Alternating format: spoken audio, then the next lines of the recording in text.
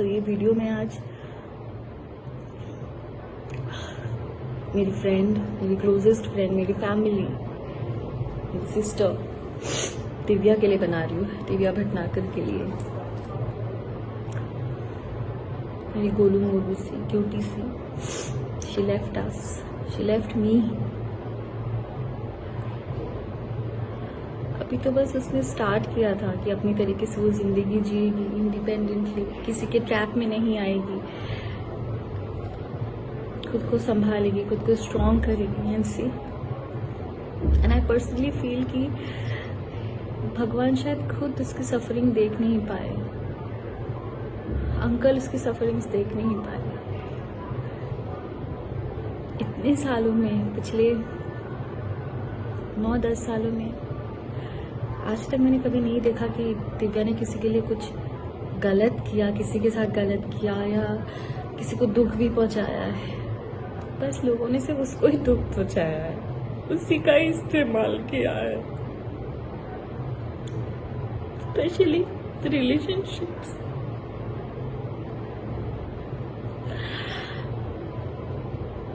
ये हर एक लड़की गलती करती है, एक रिलेशनशिप से गंदे से धोखा खाने के बाद कहीं से भी थोड़ा भी कोई सहारा दे देता है, वो लड़की बिना सोचे समझे उसे अपना सहारा मान लेती है, बिना उसका बैकग्राउंड जाने, बिना कुछ जाने।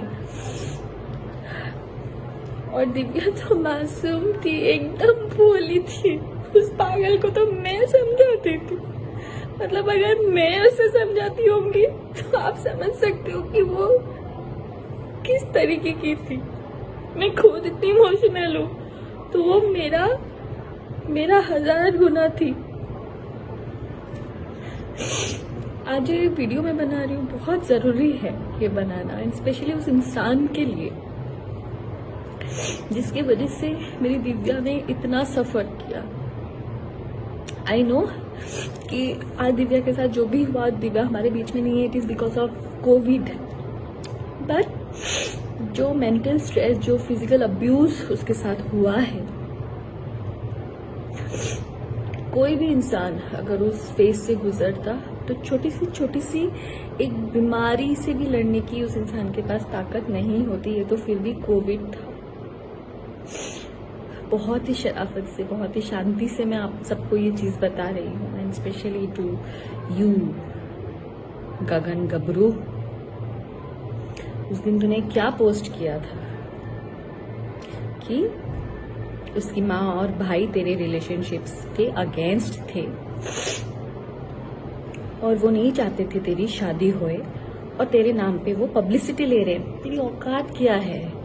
क्या औकात है तेरी? तू कौन है? तू यहाँ पे जो 4-5 जो गिने चुने आर्टिस्ट को भी जानता है ना, वो दिव्या के बदौलत भीख मांग के तू हिमाचल से दिव्या के साथ यहाँ रहने आया था।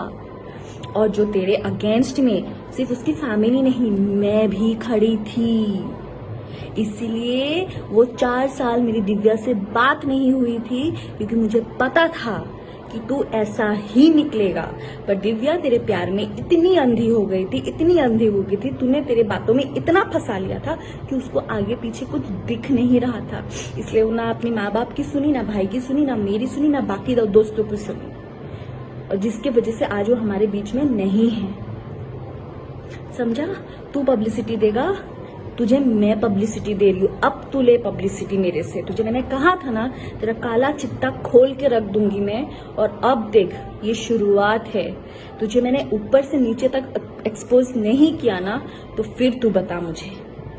तो तेरे अगेंस्ट जो हम लोग खड़े थे वो इसके लिए गगन गबरू, क्योंकि तू मॉलेस्टेशन एक केस में शिमला में तेरे ऊपर केस चल रहा था, और जिसकी सजा 6 महीने जेल में रह के तू लास्ट ईयर भुगत के आया है, वो भी बेल पे। और अभी कभी भी तू अंदर फिर से जा सकता है, और अभी तू जाएगा ही, क्योंकि तूने जो मारपीट की है दिव्या के साथ इतने सालों तक, तूने जो टॉर्चर किया है, मेंटल टॉर्चर, जिसकी वजह से वो इतनी स्ट्रेस में आ गई, इतनी बीमार पड़ गई, उसको डायबिटीज हो गया। हर एक चीज तेरे वजह से हुआ है, जो तूने उसको टॉर्चर किया है। तुझे क्या लगा कि दिव्या चली गई तो तू अभी अय्याशी करेगा तेरे गर्लफ्रेंड्स के साथ? तो सुनो, सो कॉल गर्लफ्रेंड्स जो दिल्ली में और कहाँ कहाँ तुम लोग बैठे हो ना, भलाई तो इसी में ही है कि तुम लोग भी इसके ऊपर एनसी करके सेफ हो जाओ, क्योंकि कहीं ये ना हो आज दिव्या है और कल दिव्या की जगह पे तुम लोग हो जाओ।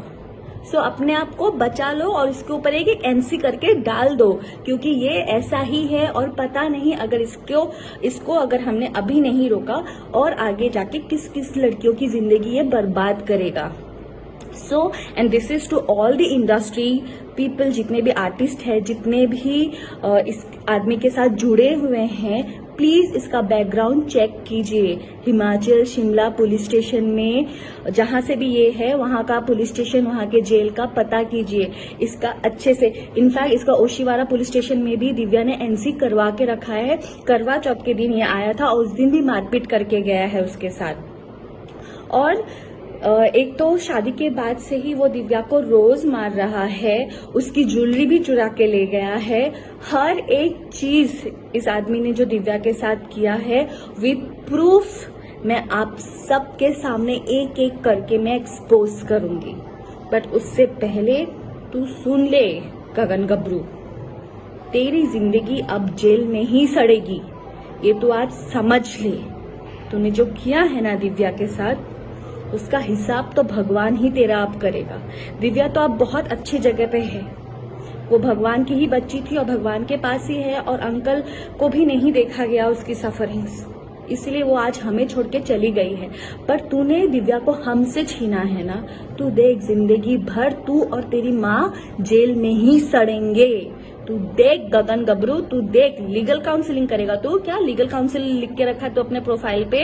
लीगल काउंसलिंग या जेल में जाके करेगा, या जेल में करके सीख के आया है जाके 6 महीने रह के? तू देख, अभी तेरी पब्लिसिटी मैं करवाती हूँ, तू देख।